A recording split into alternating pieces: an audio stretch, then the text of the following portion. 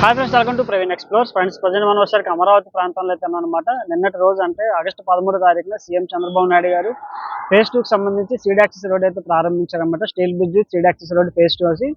So ఈ రోజు మనం అయితే ఆ రోడ్డు మీద అయితే ఫస్ట్ రైడ్ అయితే చేద్దాం. సో రోడ్ ఎలా ఉంది అనే వీడియో ఎలా ఉంది కింద కామెంట్ అయితే చేయండి.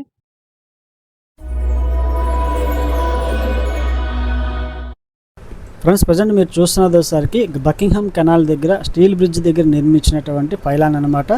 అమరావతిని ప్రతిబింబించేలాగా ఏ అనే అక్షరంతో పైలాన్ అయితే ఏర్పాటు చేశారు. అలాగే శిలాఫలకాన్ని ముఖ్యమంత్రి చంద్రబాబు నాయుడు గారు గురువారం అయితే ప్రారంభం చేశారనమాట. Steel bridge Amaravati seed access road phase 2కి సంబంధించినటువంటి రోడ్డుని అయితే ప్రారంభం అయితే చేశారు. ఈరోజు మనం ఆ రోడ్లు అయితే ఫస్ట్ రైడ్ అయితే చేద్దాం. ఫ్రెండ్స్, ప్రజెంట్ మీరు చూస్తున్నది వచ్చేసరికి అగ్నిమాపక వాహనాలు అనమాట. సో ఈరోజు 14వ తారీఖు అయితే ముఖ్యమంత్రి చంద్రబాబు నాయుడు గారు సీడ్ యాక్సెస్ రోడ్ ఫేజ్ 2 దగ్గర అయితే ఈ వెహికల్స్ అన్నీ కూడా అయితే ప్రారంభం చేశారు. టోటల్గా 40 కోట్లతో అయితే ఈ వెహికల్స్ అంటే కొనడం జరిగిందనమాట. 25 అధునాతన ఫైర్ ఫైటింగ్ వాహనాలు, 20 వాటర్ బ్రౌజర్లు, 13 క్విక్ రెస్పాన్స్ మల్టీపర్పస్ వాహనాలను అయితే ప్రారంభించారు. ముఖ్యమంత్రిగా చంద్రబాబు నాయుడు గారు, తర్వాత హోమ్ మినిస్టర్ అనిత గారు, అదేవిధంగా అగ్నిమాపక డీజీ వెంకటరమణ గారు ఈ కార్యక్రమాల్లో అయితే పాల్గొన్నారు. ఫ్రెండ్స్, E3గా పిలుస్తున్న సీడ్ యాక్సెస్ రోడ్ అనమాట. మొత్తం 22 కిలోమీటర్లు. ఇది వచ్చేసరికి దొండపాడు నుంచి ప్రారంభమయ్యి రాయపూడి, వెంకటపాలెం, పెనుమాక, ఉండవల్లి, తాడేపల్లి మీదుగా మణిపాల్ ఆసుపత్రి వద్ద జాతీయ రహదారి 16 దగ్గర అయితే అనుసంధానం అయితే అవుతుందన్నమాట. టోటల్గా 21.77 కిలోమీటర్లు, అంటే 22 కిలోమీటర్లు. సో 3 దశల్లో అయితే ఈ నిర్మాణాలు అయితే చేపడుతున్నారన్నమాట. మొత్తం 1519 కోట్లతో ఈ ప్రాజెక్ట్ని అయితే చేపడుతున్నారు. సో ప్రజెంట్ వచ్చేసరికి మీరు చూస్తున్నది వచ్చేసరికి ఫేజ్ 2కి సంబంధించినటువంటి రోడ్డు అనమాట. సో ప్రజెంట్ ఫేజ్ 2కి సంబంధించినటువంటి రోడ్లు మధ్యలో BRTS రోడ్డు వరకు మాకు కంప్లీట్ అయింది. ఇంకా అటుపక్క ఇటుపక్క అయితే రోడ్డు అయితే వేయాల్సి అయితే ఉంది అనమాట. సో ఇది మెయిన్ రహదారి అనమాట. అమరావతికి వచ్చేసరికి అమరావతికి రాజమార్గంగా పిలవచ్చు. ఈ రహదారి నుంచి మనకి సచివాలయం, హైకోర్టు, ప్రజాప్రతినిధుల ఇల్లు, తర్వాత అఖిల భారత సర్వీస్ అధికారుల క్వార్టర్స్, తర్వాత ఉద్యోగస్తుల గృహ సముదాయాలు, మంత్రుల నివాసాలు, పరేడ్ మైదానం, ఇలా కీలకమైన ప్రాంతాలన్నీ కూడా ఈ దారిగా వెళ్ళొచ్చు అనమాట. టోటల్గా 60 మీటర్ల వెడల్పు, 9 లేన్ రహదారితో BRTS కారిడార్, 20+ సర్వీస్ రోడ్లు ఉన్న రోడ్డుగా దీన్ని కన్స్ట్రక్షన్ అయితే చేయనున్నారు.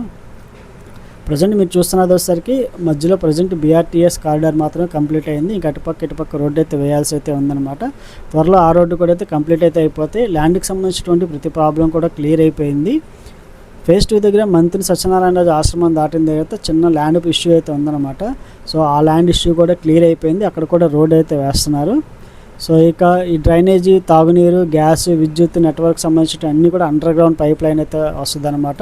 సో ఈ రహదారికి ఇటుపక్క మనకి సైకిల్ ట్రాక్, ఫుట్పాత్, తర్వాత గ్రీన్ బెల్ట్ అయితే ఉంటుంది. సో E3 రోడ్ని అమరావతికి ముఖద్వారం అని చెప్పొచ్చు, అమరావతికి రాజమార్గం అని చెప్పొచ్చు అనమాట.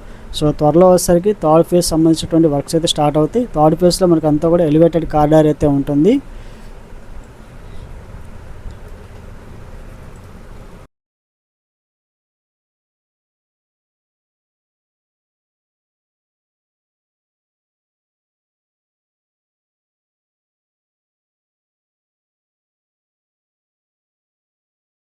ఫ్రెండ్స్, ఈ సీడ్ యాక్సెస్ 2వ దశ నిర్మాణంలో భూసేకరణ సమస్యతో పాటు కొన్ని భౌగోళిక ఇబ్బందులు కూడా వచ్చాయన్నమాట. సో రైతులతో అనేక సార్లు సమావేశం అయితే నిర్వహించారు. తర్వాత కొన్ని భూములు తీసుకున్నారన్నమాట. కొంతమంది నిరాకరించడంతో ప్రకటనలు ఇచ్చి తర్వాత కోర్టుకు కూడా వెళ్ళడం జరిగింది. కొన్ని అడ్డంకులు తొలగిపోవడంతో సో 2వ దశ నిర్మాణం పూర్తి అయితే అయిందనమాట. సో ఈ 2వ దశ నిర్మాణంలో కొండవీటి వాగు, గుంటూరు వాహిని, బకింగ్హామ్ కెనాల్ ఉండటంతో అక్కడ వంతెనలు అయితే నిర్మించారు. సో రికార్డు స్థాయిలతో వంతెనలు అయితే నిర్మించారన్నమాట. చాలా వేగంగా అయితే జరిగినాయి వర్క్స్, మీరు అందరూ కూడా చూసే ఉంటారు. సో బకింగ్హామ్ కెనాల్ మీద దాదాపు 82 కోట్లతో 4 వరుసలతో స్టీల్ బ్రిడ్జ్ని అయితే నిర్మించారు. అదేవిధంగా కొండవీటి వాగు మీద మేజర్ స్టీల్ బ్రిడ్జ్ని అయితే నిర్మించడం జరిగిందనమాట. సో 293 మీటర్ల పొడవు అయితే నిర్మాణం అయితే జరిగింది. సో ఈ వంతెనలు అందుబాటులో రావడంతో విజయవాడ నుంచి అమరావతిలోకి వచ్చే రాకపోకలకి మెరుగైన కనెక్టివిటీ అయితే ఏర్పడిందనమాట. సో కరకట్ట మీద కూడా ట్రాఫిక్ ఒత్తిడిని తగ్గేలాగా అయితే సీడ్ యాక్సెస్ రోడ్డుని నేరుగా అమరావతికి చేరుకునే వెసులుబాటు అయితే కలిగింది. సో ఈ వీడియో ఎలా ఉందో కింద కామెంట్ అయితే చేయండి. సీడ్ యాక్సెస్ రోడ్డు తర్వాత స్టీల్ బ్రిడ్జ్ గురించి మీ అభిప్రాయాన్ని కూడా కింద కామెంట్లు అయితే పంచుకోండి.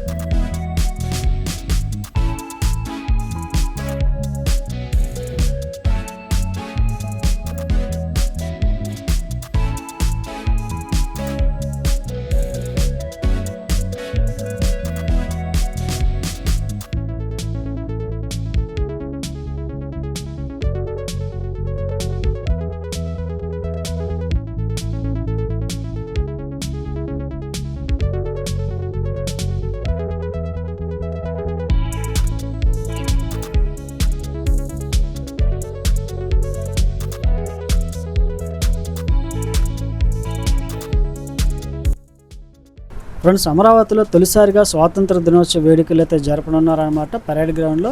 సో పరేడ్ గ్రౌండ్ మీరు చూస్తున్నారు చూసారా, మొత్తం త్రివర్ణ పతాకంతో మొత్తం అలంకరణ అయితే పూర్తయింది. లోపలైతే రిహార్సల్స్ అయితే చేస్తున్నారనమాట. సో ఘటాలకు సంబంధించినటువంటి వర్క్స్ అయితే జరుగుతున్నాయి. సో పరేడ్ గ్రౌండ్ వచ్చేసరికి ఎమ్మెల్యే ఎమ్మెల్సీ క్వార్టర్స్ బ్యాక్ సైడ్లో మంత్రుల భవనాలకి ఆపోజిట్లో అయితే ఉంటుంది. సో రేపు ఎవరైనా స్వతంత్ర దినోత్సవ వేడుకలు చూడాలనుకుంటే ఇక్కడికైతే రావచ్చు. ప్రజెంట్ వచ్చేసరికి పోలీసులు నిఘా నీడలైతే ఉందన్నమాట ఈ ప్రాంతం అంతా కూడా.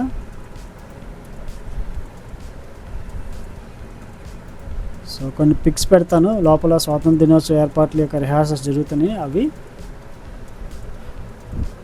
సో ఈ వీడియో మీకు నచ్చిందని అనుకుంటున్నాను. నచ్చితే కింద ఖచ్చితంగా కామెంట్ చేయండి, అలాగే లైక్ అయితే చేయండి. హైప్ అయితే ఉంటుందన్నమాట, హైప్ అనేది అయితే ప్రెస్ చేయండి. అలాగే నా ఛానల్ తప్పకుండా సబ్స్క్రైబ్ అయితే చేసుకోండి.